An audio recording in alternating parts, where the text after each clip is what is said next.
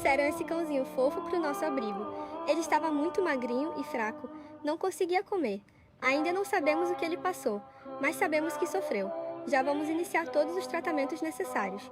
O problema é que todos os dias cães assim chegam até nós. Estamos lotados e exaustos, mas nunca conseguimos dizer não. Há uma vida que precisa de ajuda. Para continuar, precisamos de você. Apoie a nossa causa. Ajude-nos com qualquer valor.